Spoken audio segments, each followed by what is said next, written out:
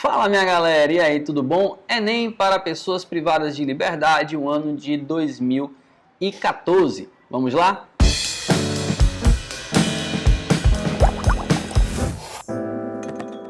Esse texto traz aí o assunto equilíbrio químico, especificamente o princípio de Le Chatelier.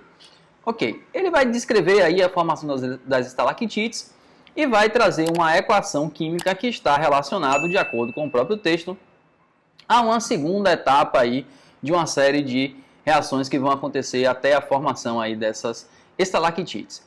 No final ele pergunta o seguinte: considerando o equilíbrio que ocorre na segunda etapa, a formação de carbonato será favorecida pelo...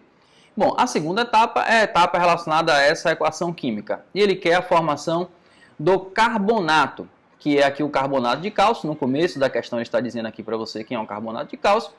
Então é o nosso produto. Ele quer, portanto, um deslocamento do equilíbrio que favoreça a formação dos produtos. Questão com o princípio de Le Chatelier, sempre vou usar o meu esqueminha aqui. Concentração, temperatura e pressão. Beleza? Se eu mudar qualquer um desses, o que vai acontecer? Vamos lá. Na minha letra A, eu vou deixar para discutir ela mais para o final. Vamos começar aqui pela letra B. Aumento da pressão do ar no interior da caverna. Bom, se você aumentar a pressão sobre o sistema, você vai favorecer o sentido que tenha um menor volume gasoso. Então, se nós considerarmos aqui reagentes em equilíbrio com produtos, onde é que nós temos gás? Nos reagentes não tem substância gasosa, no produto eu tenho aqui o gás carbônico. Então aqui no nosso produto eu tenho 1 mol de gás carbônico, no reagente eu não tenho. Se então eu aumentar a pressão sobre o sistema, o equilíbrio ele vai favorecer o sentido onde tem a menor quantidade de gás, nesse caso os reagentes, portanto a letra B ela vai ser falsa. Diminuição na concentração do íon carbonato. Bom, se eu diminuir a quantidade de carbonato, o carbonato está aqui no meu reagente, ó. Se eu diminuir a quantidade de carbonato, eu estou diminuindo a quantidade de reagente, a velocidade direta vai ficar menor. Dou um cortezinho aqui nela, ó, no comecinho dela, só para saber qual vai ser o sentido favorecido. Bom, se eu estou diminuindo essa setinha aqui, consequentemente, o meu sentido inverso, ó, ele é favorecido. Então, o produto vai ser consumido mais rapidamente, então eu favoreço o sentido inverso. Ele passa a acontecer mais rápido. Não é o que eu quero, nesse caso eu estou favorecendo um reagente e eu desejo exatamente o oposto, que favoreça ao produto. Então isso aqui também é falso. Aumento da temperatura no interior da caverna. Beleza, vamos lá. Essa reação, eu tenho aqui o ΔH do sentido direto, tá? Isso aqui sempre se refere ao sentido direto, beleza? Não vamos esquecer então dessa informação. Isso significa que o meu produto, ele tem uma energia maior do que o meu reagente. A reação ela é endotérmica no sentido direto. O produto tem uma energia maior do que tinham os reagentes. Qual desses dois gráficos, então, se adequa a essa informação? Nitidamente, o gráfico onde tem produto com energia maior do que os reagentes. Então, esse é o gráfico, a informação relacionada ao ΔH. Então, aqui na letra D, aumentar a temperatura no interior da caverna, o que vai acontecer?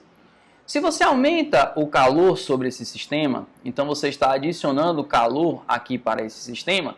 Quando você faz isso, você favorece ao sentido onde a energia da substância sejam maiores. De uma forma aqui mais simplificada, onde nós temos o patamar maior, que é justamente onde estão os produtos. Os produtos têm mais energia do que os reagentes. Então, se você adiciona calor a esse sistema, você vai favorecer aqui justamente o produto que tem uma energia maior do que o reagente. Você vai favorecer o sentido endotérmico e, portanto, esse aqui é o gabarito da nossa questão. Se quiser analisar a letra E aqui, ó, aumentar a concentração de CO2. Ó, se você aumentar a concentração de CO2, você vai aumentar produto.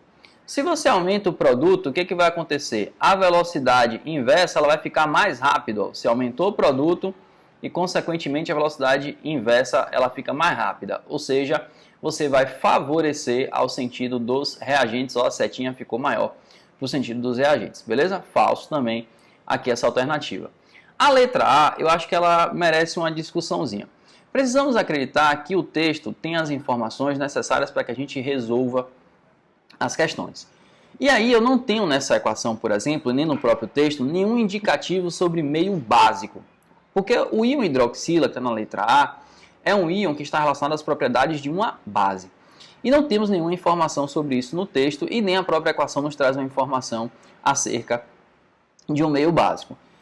Entretanto, eu acho importante vocês saberem o seguinte: o íon bicarbonato, que é o HCO3-, quando você tem sais de bicarbonato com metais alcalinos ou alcalinos terrosos, isso aí dissolvido em água, vai gerar ali naquele sistema um meio básico ou levemente básico. Pelo seguinte, o íon bicarbonato, ele forma aqui um equilíbrio à parte com a água, onde você tem íon bicarbonato com molécula de água, formando aí ácido carbônico e o íon hidroxila. Então perceba que a tendência é que nós tenhamos aqui um meio básico pela presença de uma maior quantidade de íons OH- do que de íons H3 ou mais. Portanto, aqui a gente pode dizer que estamos diante de um meio básico ou pelo menos levemente básico. A questão sugeriu então diminuir a concentração do OH-. Veja só, se você está diminuindo a concentração de OH- que está aqui no reagente, visto que o bicarbonato está em equilíbrio com a água nessa reação aqui em paralelo, se você diminui a quantidade de quem está no reagente, é a mesma situação da letra C. Diminuiu a quantidade do reagente, vai diminuir a velocidade direta, você dá um cortezinho aqui na velocidade direta, e você vai perceber que o sentido favorecido seria, aí nesse caso, o sentido dos reagentes. Então essa alternativa ela é igualmente falsa. Tá certo? Só para esclarecer, se aí você tivesse considerado que o texto não lhe trouxe informações para fazer esse julgamento, também isso não ia afetar no gabarito final da sua questão, tá bom? Espero ter lhe ajudado e até a próxima.